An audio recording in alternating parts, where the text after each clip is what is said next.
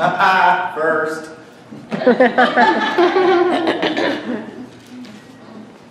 All right, we're going to go to 1 Samuel chapter 17.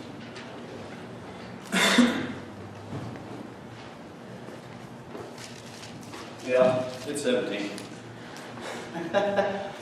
It's not really like we're going to be jumping around a whole lot. We're going to stay in 1 Samuel 17. We're going to read the entire chapter of 1 Samuel 17. And I'd like to offer you just a new way that I started thinking about this story.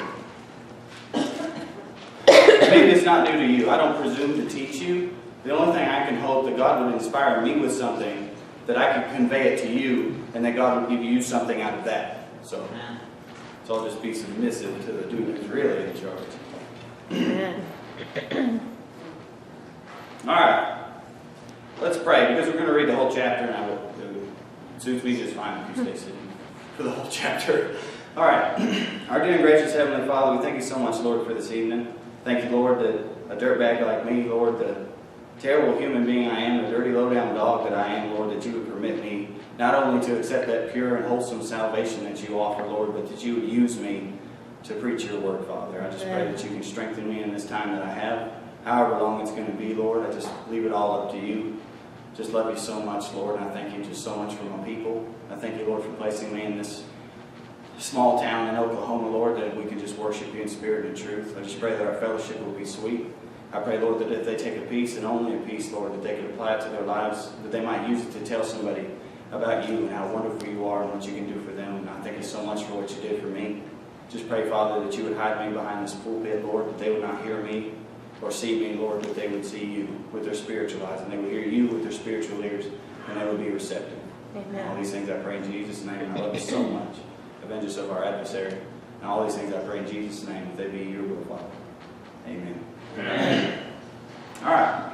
And in 1 Samuel chapter 17, it says, Now the Philistines gathered together their armies to battle, and were gathered together at Shekoah, which belongeth to Judah, and pitched between Shekoah and Ezekah, in Ephes-dammim. And Saul and the men of Israel were gathered together and pitched in the valley of Elah, and set the battle in array against the Philistines. And the Philistines stood on a mountain on the one side, and Israel stood on the mountain on the other side.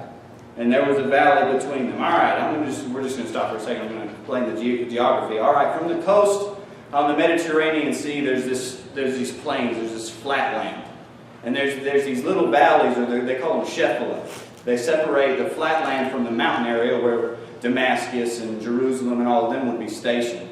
So they're pitched on one side of the valley, on the southern half over the valley, the Philistines are, and on the northern half to receive them so that they can't go into the mountains and just burn everything to the ground, are the armies of Judah. So there's this valley in between, and no army wants to attack the other army. They're kind of at a stalemate, because if you get down in the middle of the valley floor and they're not going down there, their archers and their slingers and catapults and whatever they wanted to throw at you, literally throw at you, because they found whatever they could, would just pelt your army, and you would just be dead in the valley, as they said. So that's just a little geography so that you can picture it. All right, in verse 3 it says, And the Philistines stood on a mountain on the one side, and Israel stood on a mountain on the other side, and there was a valley between them. And there went out a champion out of the camp of the Philistines named Goliath of Gath, whose height was 6 cubits in a span, and it depends on where you look it up, because there's royal cubits, there's standard cubits, there's Egyptian cubits, there's Babylonian cubits, but it just says cubit. It's translated as just cubits, so I use the standard cubit. He's about 9 feet 9 inches, give or take an inch. He's a very large man. And he had a helmet of brass upon his head, and he was armed with a coat of mail, and the weight of the coat was 5,000 shekels of brass. It's about 78 pounds. 80 pounds of solid just armor on him, and he's just unabated by moving and being able to fight somebody. And he had greaves of brass upon his legs, and a target of brass upon his shoulders, and the staff of his spear was like a weaver's beam, and his spear's head weighed 600 shekels of iron, and one bearing a shield went before him. All right, let's talk about 7 for a second. He's got about, I think it's 15 shekels of iron. He's got the head of his spear is 15 pounds. And he's got somebody with a shield going before him just in case Judah doesn't take his offer and they just start shooting arrows at him. Like he has somebody to help him cover himself so they can back up the mountain. Yeah, there it is in 7. It says like a weaver's beam. His spear is about 15 pounds. He's got 150 pounds of armor. Give or take a few pounds on. And he stood and carried unto the armies of Israel and said unto them, Why are ye come out and set your battle in array? Am I not a Philistine, and ye servants of Saul? Choose you a man for you, and let him come down to me. If he be able to fight with me and to kill me, then will we be your servants. But if I prevail against him and kill him, then shall ye be our servants and serve us. And the Philistines said, I defy the armies of Israel this day. Give me a man that we may fight together. When Saul and all Israel heard those words of the Philistines, they were dismayed and greatly afraid.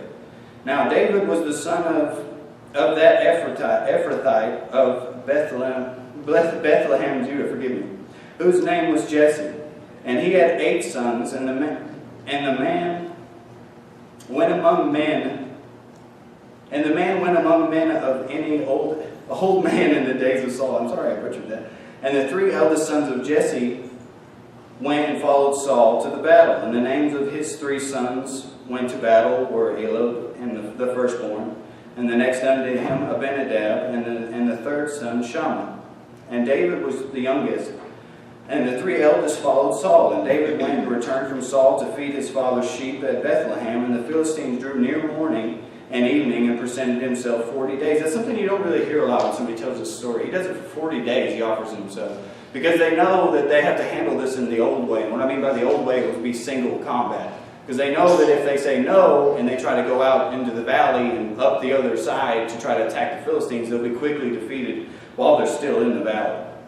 And Jesse said unto David his son, Take now for thy brethren an ephah of this parched corn and these 10 loaves, and run to the camp of thy brethren, and carry these 10 cheeses upon the captain of their 1,000, and look how thy brethren fare, and take their pledge, because they've been gone for 40 days now. Now Saul and they and all the men of Israel were in the valley of Elah, fighting with the Philistines. And David rose up early in the morning and left the sheep with a keeper, and took and went as Jesse had commanded him. And he came to the trench as the host was going forth to the fight, and shouted for the battle. For Israel and the Philistines had put the battle in array, army against army. And David left his carriage in the hand of a keeper of the carriage, and ran into the army, and came and saluted his brethren. And as he talked with them, behold, there came up the champion, the Philistine of Gath, Goliath by name, out of the armies of the Philistines, and spake according to the same words. And David heard them. And all of the men of Israel, when they saw the man, fled from him, and were sore afraid. And the men of Israel said, Have ye seen this man that is come up? Surely to defy Israel is he come up. And it shall be that the man who killeth him, the king will enrich him with great riches, and will give him his daughter, and make his father's house free in Israel. And David spake to the men that stood by, saying, What shall be done to the man that killeth this Philistine, and taketh away the reproach from Israel? For who is this uncircumcised Philistine, that he should divide the armies of the living God? And the people answered him after this manner, saying, So shall it be done to the man that killeth him. And Eliab his eldest brother heard when he spake unto the men, and Eliab's anger was kindled against David, and he said, Why camest thou down hither? And with whom hast thou left those few sheep in the wilderness? I know thy pride and the naughtiness of thine heart, for thou art come down that thou mightest see the battle. He's giving him the business because he's over here and he's been here for 40 days and not much has happened on the side of as far as if we're going to win or not. Actually, things are looking kind of bleak because they got this champion that nobody wants to challenge or they'll be killed. So he starts giving him the business because, well, you just came down here to see what was going on. You just want to see a fight of what you're doing. So what are you doing here? Okay. And David said, What have I now done? Is there not a cause? And this is something we can bring forth in our daily lives as far as that's concerned, as far as the purpose of our hearts and where our eyes are directed and what we should be concerned with. Is there not a cause? Is there not an ultimate goal that we're here to achieve? I think Brother TJ said it more eloquently than I ever could this morning. Like, I work at McDonald's and I'm a maintenance man. But that's not my profession. I tell people about Jesus Christ at every opportunity that it presents itself. And I try to live accordingly as it pleases God. That's my profession. Okay, and he turned from him another, and spake after the same manner. And the people answered again after the former manner. And when the words were heard which David spake, they rehearsed them before Saul, and he sent for him. And David said to Saul, Let no man's heart fail because of him. Thy servants will go and fight with this Philistine. Thy servant will go and fight with this Philistine. And Saul said to David, Thou art not able to go against the Philistine to fight with him, for thou art but a youth, and he a man of war from his youth. And David said unto Saul, Thy servant kept his father's sheep, and there came a lion and a bear, and took a lamb out of the flock. And I went after him, and smote him, and delivered it out of his mouth. And when he arose against me, I caught him by the beard, and smote him, and slew him. Thy servant slew both the lion and the bear, and this uncircumcised Philistine shall be as one of them. That's how you have to approach every situation in life, regardless of what it is. I heard a man preach these things about these giants that are in your life. And they look real scary, or you can apply the giant to anything. You're feared of talking to people, alcohol, drugs, what have you. You can make this giant anything, but he's big, he's there, and he's scary. But you got to remember you're part of the army of the living God, and He'll deliver that giant in your hand. Actually, David says here in a minute, the battle is the Lord's. I mean, it's not my fight anyway. Jesus can't wait to get in there and beat the daylights out of that giant in my life, so that I can continue on loving and living for Him. There's absolutely nothing to be afraid of. I'm sorry, I'm getting ahead of myself. David said, Moreover, the Lord hath delivered me out of the paw of the lion and out of the paw of the bear, and He will deliver me out of the hand of this Philistine. And Saul said unto David, Go, and the Lord be with thee. Because he had nobody else wanted to challenge him except for this little skinny kid. He wasn't very old. I don't know how old he was. I wouldn't dare to speculate. I haven't looked into it. And Saul armed David with his armor, and he put an helmet of brass upon his head. Also he armed him with a coat of mail. And David girded his sword upon his armor, and he essayed to go, for he had not proved it. And David said unto Saul, I cannot go with these, for I have not proved them. And David put them on him. All right, the world's going to have a lot of really seemingly good ideas about how you should be spiritually dressed. Mm-hmm. They're going to have a lot of things that, well, maybe if you had some programs, you get some more kids into the church, and that way you could entertain them. But the tithes would be flowing in. Well, our attendance would be high. Heck, we'd probably have to take a break from counting all the heads that are in attendance at Sunday school this morning. Forget that, okay? We have the full armor of God. And what has He covered we have the helmet of salvation. And David actually writes in the Psalm, it says, He has covered my head in the day of battle. What battle? Any battle. What has He covered it with? He's covered with your salvation. Yes. Anything anybody thinks that they have a good idea, I assure you God has a way better one. It doesn't matter what it is concerning paying your bills, or where you should put your support, or who you should hang out with. I mean, the world's got a lot of things. Well, those guys are cool. They wear leather jackets and smoke. We better hang out with them because the world says it's a good idea. I disagree. God has a way better plan for just everything. And you can expound on that how you like. But the world has it seemed like they think they got it figured out. Let's say that. And he took his staff in his hand and chose him 5 smooth stones out of the brook and put them in the shepherd's bag. This is really exciting. This is going to get cool. Okay, just focus. I'm talking to me, not you. Choose him 5 smooth stones out of the brook and put them in the shepherd's bag, which he had, even in a script. And his sling was in his hand, and he drew near to the Philistine. And the Philistine came on and drew near unto David, and the man that bare the shield went before him. And when the Philistine looked about, he saw David. He disdained him, for he was but a youth and ruddy, and of a fair countenance. He's looks like he's hungry, like he's just a little messed up haired, wild haired Jewish kid, and he's walking towards you with a stick. And he's not in armor. He's not posing any threat at all.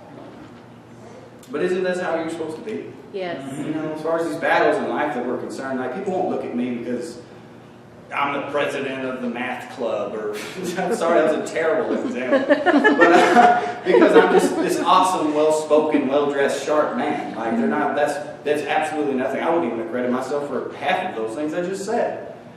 You need to be approachable. You don't need to be threatening. Like, if you got a face tattoo and you're shaved bald and you're outside screaming about how the world isn't equal enough, I mean, people are going to be a little less likely to come up and talk to you. It's about those actions you perform that people can see. Like, they see that I don't lie, or they see that I don't go out of my way to ruin somebody's day. I whistle.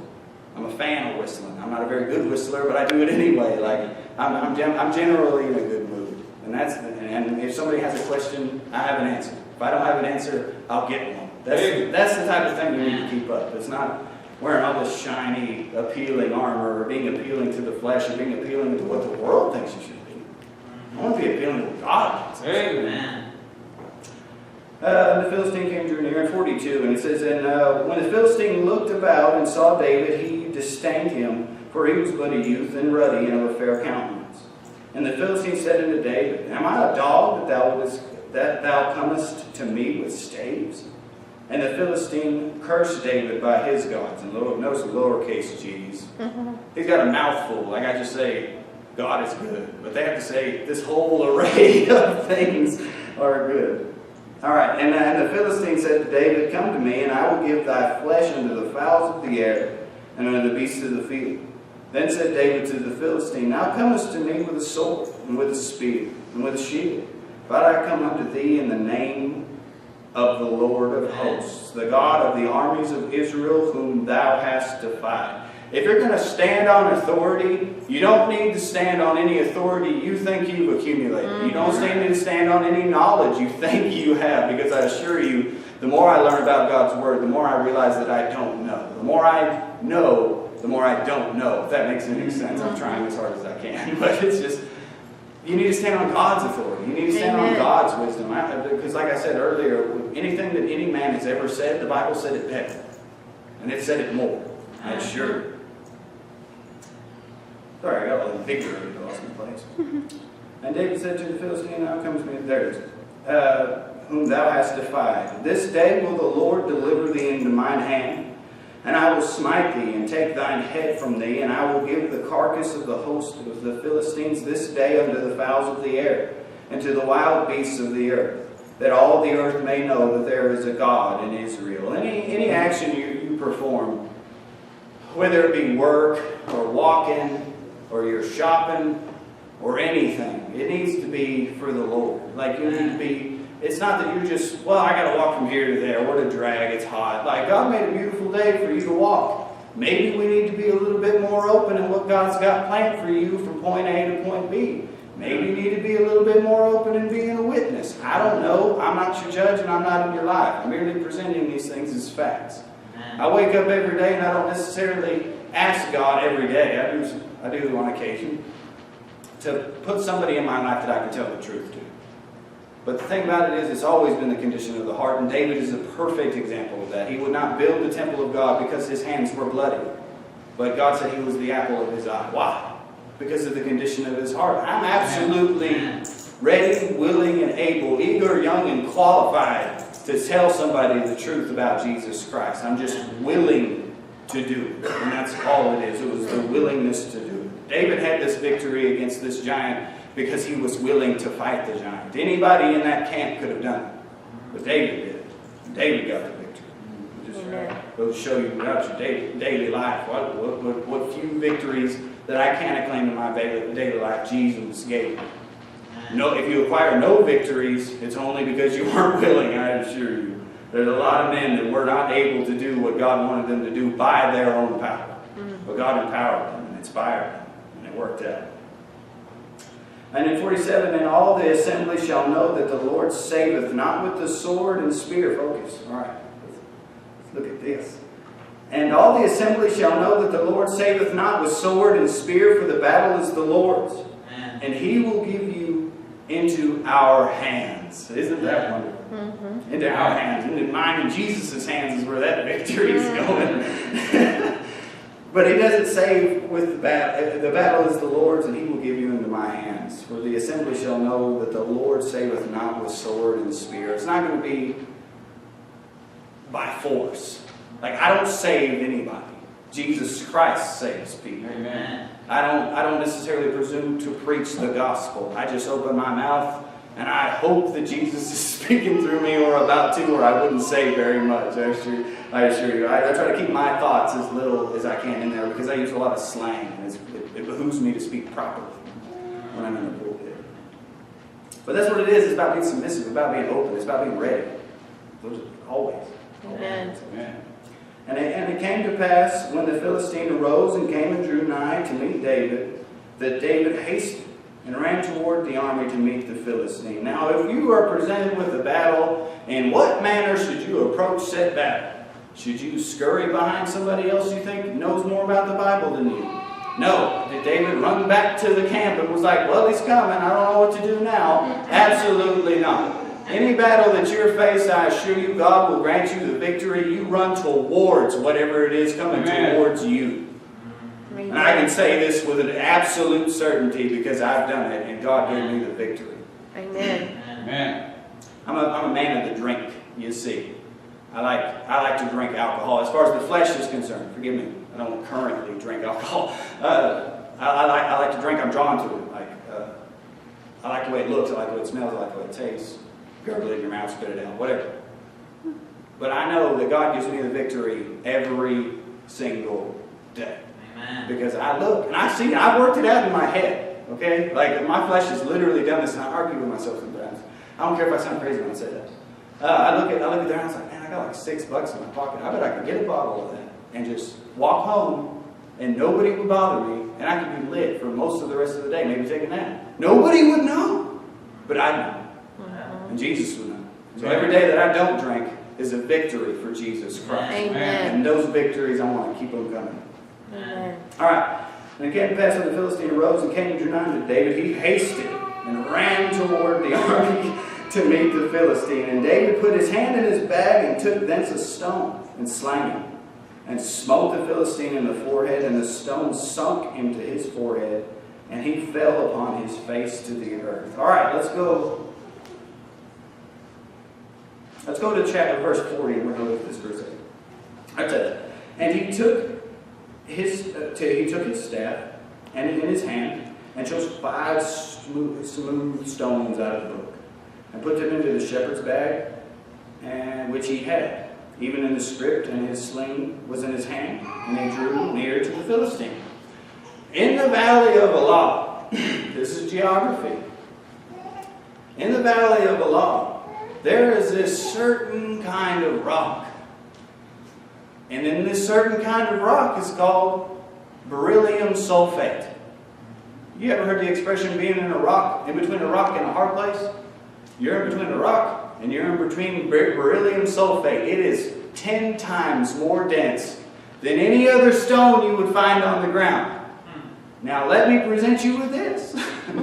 Maybe God created the very stones in that brook to sit there in a nice pattern so that one day, hundreds of years later, David would pick up 5 of those stones and sling them at Goliath. Isn't that fantastic, just to think about that for a second? There's not very many places in the world you can find this stone. Is why it's so fantastically awesome.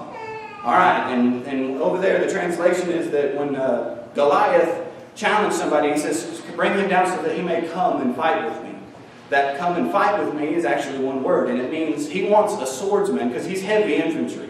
He's got a shield, he's got a spear or a javelin, a very heavy one, so that he can sling it at you. If he doesn't get you with that, he can pull out his sword, and he wants somebody to come and literally hand-to-hand combat type sword fight him. He does not expect David. Behold, the weapons of our warfare are not carnal. They are mighty through God to the pulling down of strongholds. And this is where it's at. That sling is not a child's toy. It is not a slingshot. when he slings this around, it's going at 6 or 7 revolutions a second. When he lets go of one strap and slings it toward Goliath, it is going 35 meters a second. Okay, that's super duper fast. The finest baseball pitchers in the world would eat their heart out if they could throw as fast as a sling could go. Okay, so the weapons, we got to observe that. Okay, and I'm presenting you with this. This is the thinking that I'm going behind this, and maybe this will make things clear. David and Goliath is a famous story. It's something that it's like household names, or David and Goliath. It is often portrayed, which I'm now disagreeing with, as a battle of unlikely victory. Like they say David had absolutely no chance. I completely disagree with this in the fact that armored men are vulnerable to really hard direct hits. That's why in the Crusades, maces and even slingers like David were so feared by fully plate armor men, is because if you didn't have any padding, the armor would dent and it would stay dented and probably go into your ribs and potentially kill you. I'm telling you, and I'm promoting to you this evening, that Goliath had absolutely no chance of winning this fight. But it had to be David. It couldn't be another swordsman. He would probably just destroyed that guy. David, it had to be David. David was a slinger. David had excellent skill. We're talking about these people are written down, and actually modern day people who practice with a sling, they can hit a bird in flight. They can hit a target 200 yards away with little to no effort. Okay, it's the equivalent of the stopping power of a 45 caliber bullet. Not only that, that's just a regular rock you find on the ground. We're talking about beryllium sulfate, a particular strand of rock you can't find just anywhere, not even anywhere in Israel. You can find it in the Valley of Elah, where they were camped out. Isn't that fantastic by itself? I mean, what are the odds of the one place in all of Israel you could find a rock especially harder than the rest of the rocks on the planet? There's no such thing as coincidence. I assure you of that. But I'm telling you this. That David had the real armor on. He had the armor of God. He had the armor of salvation. He had the sword. He had the shield. Oh man, he had it all. But he was barely wearing clothes as far as modern day standards are concerned. Yeah. I'm telling you right now that David was not at a disadvantage. Right. He had every single advantage that could have been presented to him, as I've tried to portray as best I can. Goliath had no chance. Yeah. When you tell this story, you need to make sure that David is doing just fine, and it was Goliath that needed the help. But he didn't get it. He was defeated. Yeah. He had absolutely no chance. There was no chance he was coming out on top, because he ran towards him slinging it. I'm telling you, I was seeing videos and stuff like that when my perspective of this story changed. I was watching videos. Those guys are pretty incredible. In a full sprint run, hitting things that are moving in the opposite direction. It is fantastic. And we know that David was a seasoned veteran with his staff and with his sling, killing bears and lions on a regular basis. Yeah. Not only that, he was a member and a proud member of the armies of the living God. Amen. If David didn't have a sling and he had a toothpick and a rubber band, I still think that Goliath was at a disadvantage. And I say that firmly, and we all need to believe this wholeheartedly, that Goliath had absolutely no chance. Yeah. Another thing about the giants in your life, there's these things that haunt you. They'll continue. There's this flesh. We all got to drag it around. It's a drag, so to speak. It'll constantly try to hold you back from what you're truly capable of in Jesus Christ. Amen. But I promise you right now, and I'm trying to assure you with, there is hope. One day, there's a trumpet going to sound, and I'm either going to be in the grave or I'm going to be on the land. Either way it goes, I'm going to ditch this flesh, and I'm going to get me a new body. They call it a mansion, but as the pastor said the other day, it is a new body. I'm going to get me a new shiny body. I don't even know what it looks like, but I know it's better than this rag. But that's the thing that it is that's what I have. That's what David had that Goliath didn't. Or that the giants in your life don't. They have the advantage of having Jesus Christ in your life. And that rock, that extra super hard rock, he hurled, it's crazy. Like you see, it's that beryllium sulfate is super duper hard rock. It is It makes other rocks feel bad for how hard they are. Okay? And you don't need to try to pursue it in the traditional manner. Like some men will say, well, you need to go to rehab and you'll be able to get that. Or, well, if you go to this guy, he'll give you a good talking to and he'll hypnotize you so that you never have those cravings again. I promise you, you sling that rock at him, which is Jesus Christ, and the giants in your life are going down. Amen. And back to the hope that I have, my hope is in Jesus Christ. It's not in any work that I can do. It's not in my baptism. It's not in my marriage. It's not what some guy says. It's not what Dr. So-and-so says. It's because I put my faith and trust in Jesus Christ against that day. That's what I'm talking about. Henceforth, there's a crown of righteousness laid up for me. Hey. The Lord, the righteous judge, will deliver unto me, and not to me only, but to all them that will rejoice at the sight of his coming. Amen. Not just me and those people that were elected, like God chose in the beginning, whatever. Why is this world even happening if God chose in the beginning? What a complete waste of time if we're all predestined to be saved and some aren't. Forget that. I'm telling you right now that God so loved the world that he gave his only begotten Son. I didn't give his only Son. He gave his only begotten Son, that whosoever should believeth in him shall not perish. You won't at all, ever. Nope. But have everlasting life. And God saves you when you accept Jesus instantly, forever. Your salvation isn't going absolutely nowhere. That rock that I'm carrying in my sling ain't going nowhere. And if anybody wants to come get some, I'll be like David, and you're going to know there's a God in Israel. You're going to learn today, giant. That's how you got to be. It's confidence, and it's confidence that I have in the Lord, not in myself. Amen. I appreciate you for letting me have some of your time. Amen.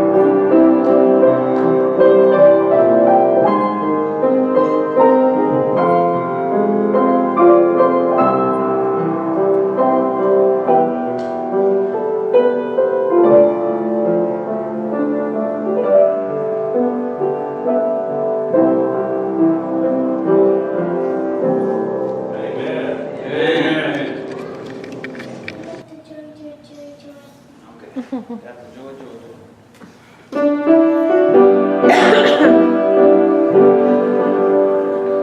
I got the joy, joy, joy, joy down in my heart. Down in my heart. Down in my heart. I got the joy, joy, joy, joy down in my heart. Down in my heart to stay. And so happy, so very happy. I have the love of Jesus in my heart. And I'm so happy, so very happy. I have the love of Jesus in my heart.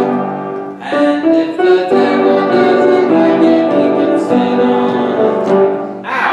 Sit on it. Ow! Sit on it. And if the devil doesn't like it, he can sit on it. Ow!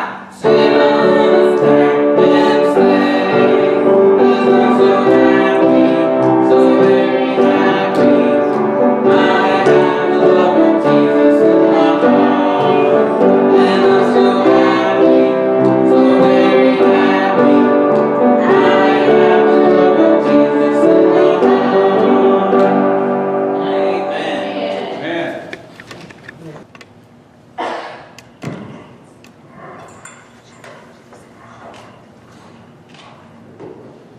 The earth was anxiously waiting to